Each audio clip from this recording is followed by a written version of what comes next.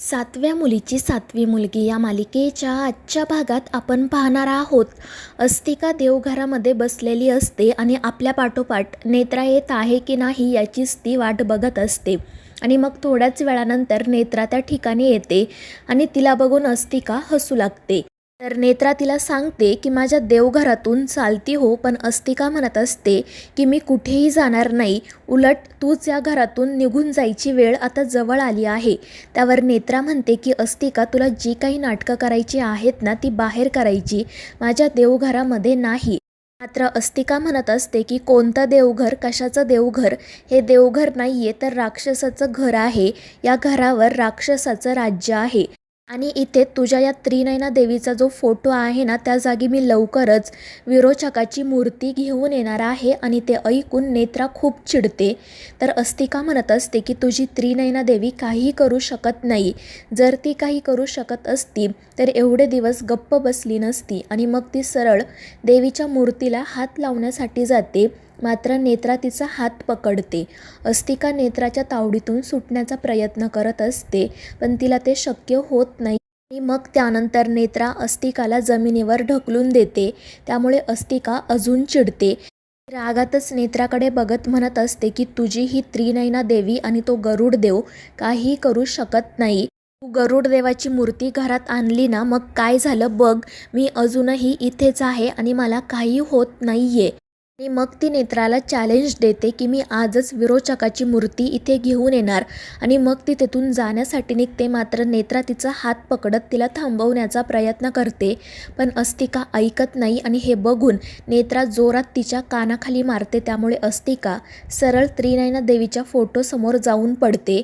आणि त्यावेळी तिच्या तोंडामध्ये जो काळा मणी असतो तो सुद्धा खाली पडतो. तिला नेत्रामध्ये साक्षात त्रिनयना देवीचाच भास होतो.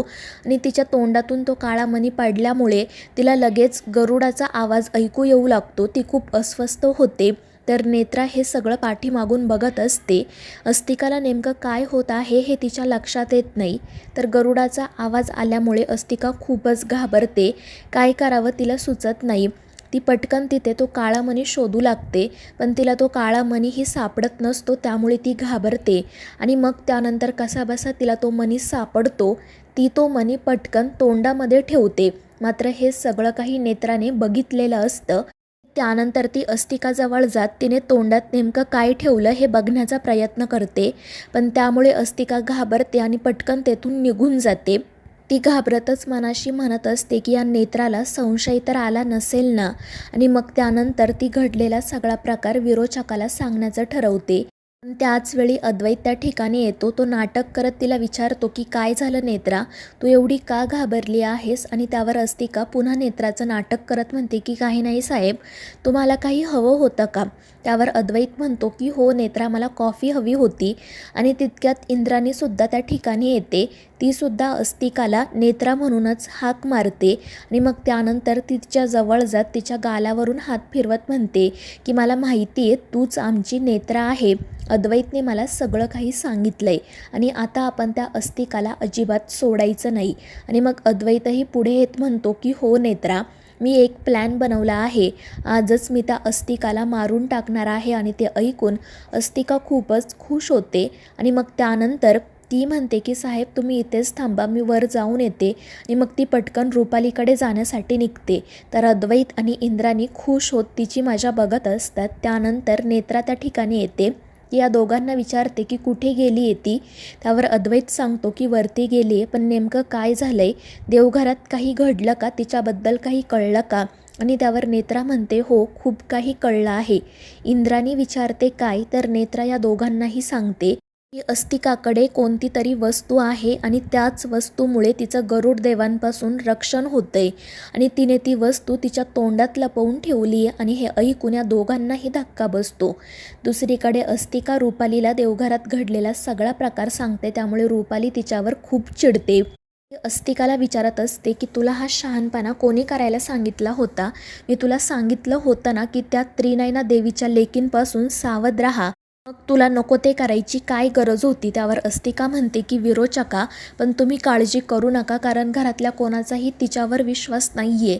त्यांना असं वाटते की मीच नेत्रा आहे. पण रुपाली म्हणते की हा तुझा मूर्खपणा आहे. तू त्या लोकांना अजून ओळखत नाही.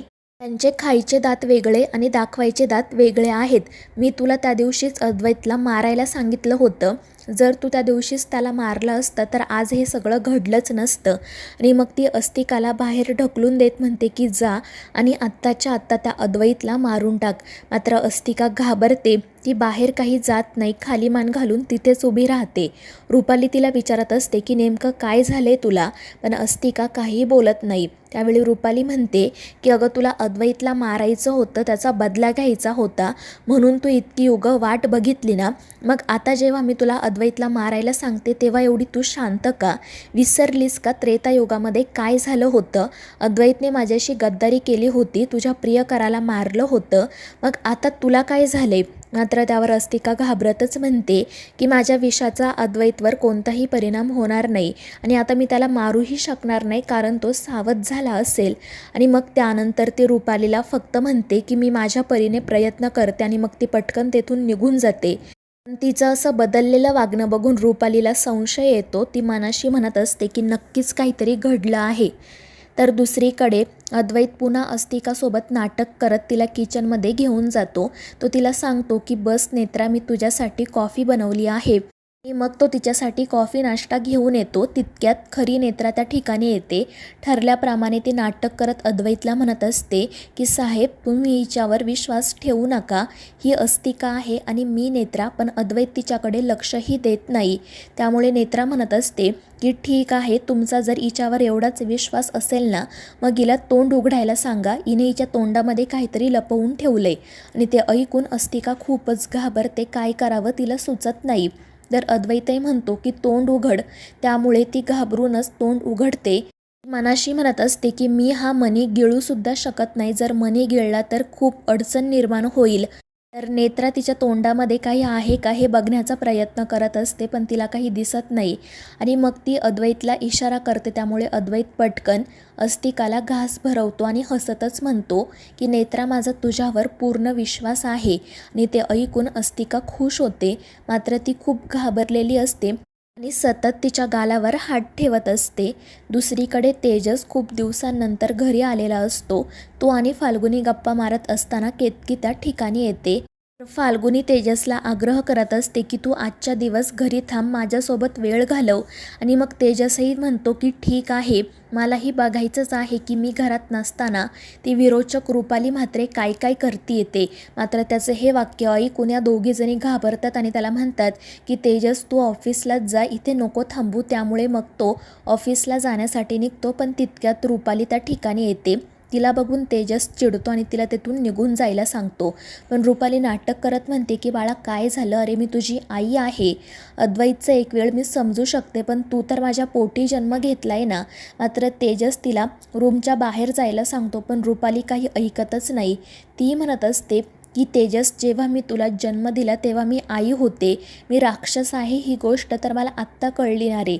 पण तेजस रागातच म्हणतो की मी तुझ्या पोटी जन्म घेतला, याचं मला आयुष्यभर रिग्रेट राहील. आणि ते ऐकून रुपाली चिडते. तर मित्रांनो, या मालिकेच्या पुढील भागांच्या अपडेट्ससाठी आपल्या चॅनेलला सबस्क्राईब करा.